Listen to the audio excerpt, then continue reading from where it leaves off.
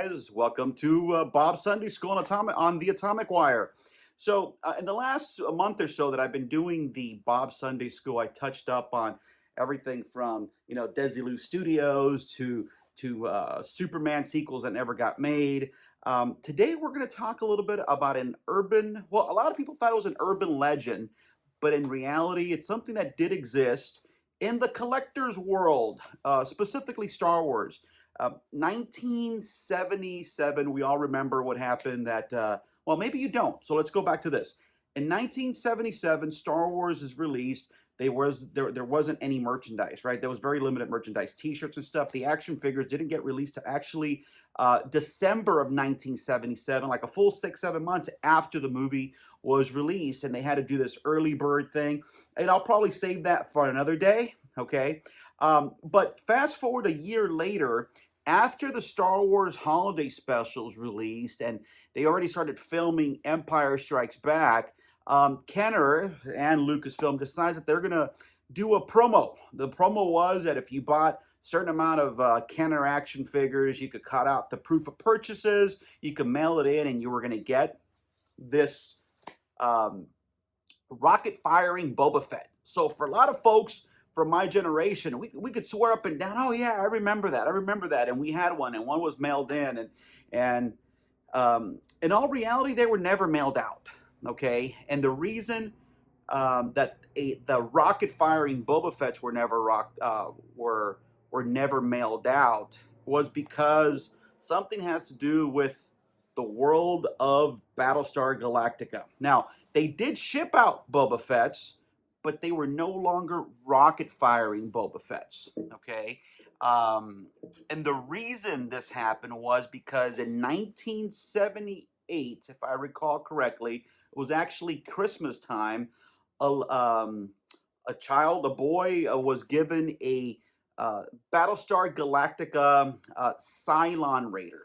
Actually, I have one. Okay, it's this guy right here. Okay, this Cylon Raider. Okay, now I don't have the little rockets that go in here. Okay, but this toy from 1978 was released right before the Boba Fett action figure was mailed out.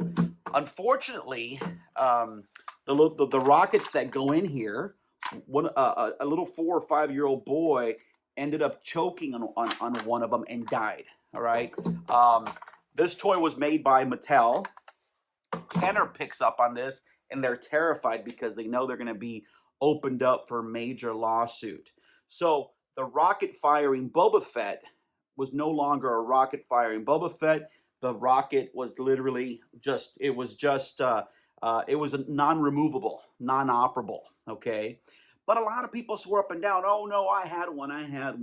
And the odds are you probably didn't because they were never mailed out, okay? Years later, they have, Kenner has gone back and released a version of it, okay? And it was more kind of like, but if you see the rocket itself, it's much longer, so you can't choke in it, okay?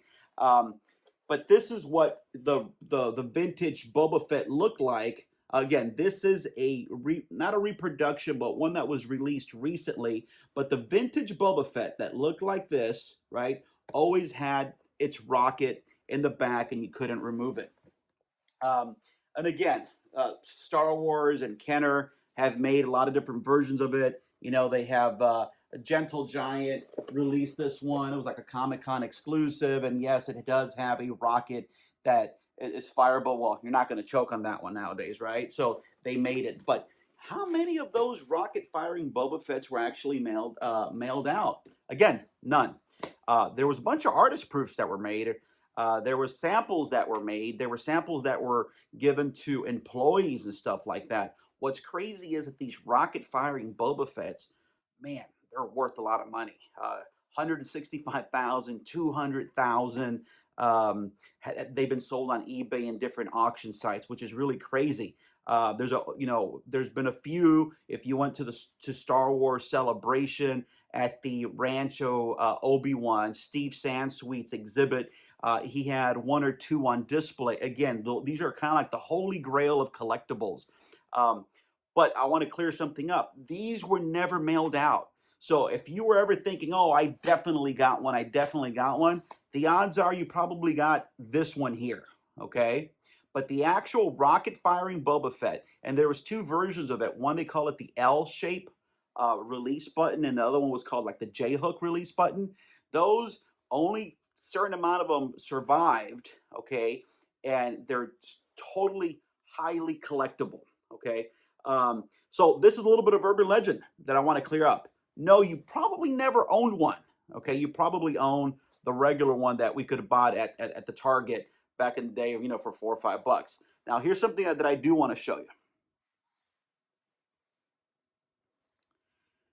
Here she is. This is the rocket firing Boba Fett. Okay,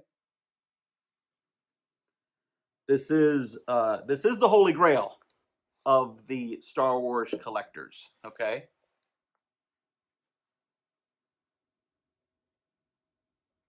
so like I said, there's only a few of them in the world, and here's one of them.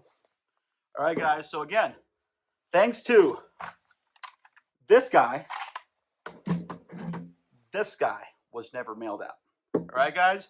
Well, there you go. Hopefully, it cleared up a little bit of that urban legend of the rocket firing Boba Fett. All righty, guys. Stay tuned for next week. I haven't decided what topic I'm going to talk about. There's a lot of cool stuff. If there's something that you guys have wondered about, if there's any truth, let me know. I'll do some research on it. Leave some comments below. Don't forget to like, subscribe, and comment. All righty, guys. Get ready for the holidays. Happy Thanksgiving coming up, and we got Christmas coming up. I think we're going to do a special one on Die Hard. Okay, guys? All righty, guys. Thank you. Have a good day.